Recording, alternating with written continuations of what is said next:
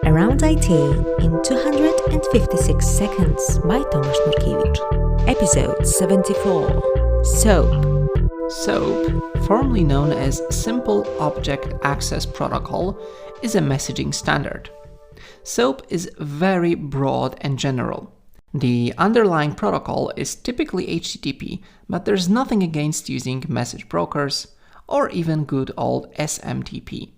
You know, the one for exchanging emails. The communication happens through XML messages. These messages are well defined and structured. XML schema is agreed upon before any communication happens. In SOAP, everything starts with a schema. XML has a very detailed standard for defining valid schema, so each message, both request and response, is well defined. Even possible faults are described. We know in advance which fields to expect, what is their type, etc. If you send a malformed request, it'll get rejected straight away. Malformed response, even if it reaches your client, will get rejected as well. This gives us a great deal of confidence. Contrast that to RESTful APIs. They are loosely defined and should be discovered rather than described in advance. GraphQL, on the other hand, realized that schema is a good thing. A machine-readable contract is better than documentation or convention. SOAP messages are then grouped into operations.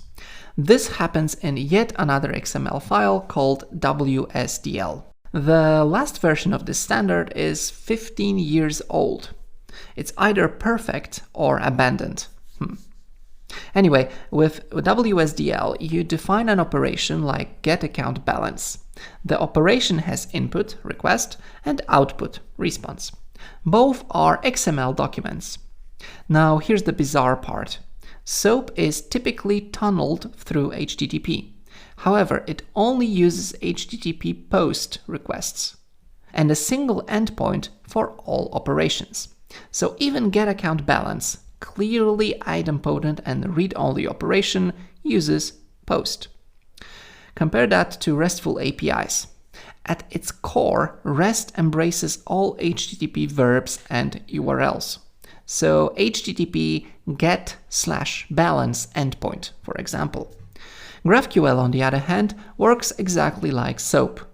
Single endpoint and POST only. One more peculiar feature of SOAP: it's a protocol inside a protocol. What do I mean by that? Well, each SOAP request going through HTTP has its own envelope and a bunch of headers, as if HTTP didn't have them already. XML request is wrapped in an XML body that, together with an XML envelope, is wrapped in a SOAP message.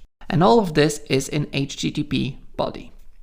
This weird specification technically allows tunneling SOAP through emails or text messages. RESTful APIs traditionally use JSON, a much more compact format. GraphQL has standardized JSON as well. SOAP has so much more to offer. There's SOAP with attachments, SOAP over UDP, WS addressing, XML binary optimized packaging, WS security, WS policy, WS security policy, UDDI. Years later, SOAP almost disappeared. However, it's worth understanding why it became so popular a decade ago, and what REST and GraphQL could learn from it. It's actually surprising how similar GraphQL is to SOAP. That's it. Thanks for listening. Bye.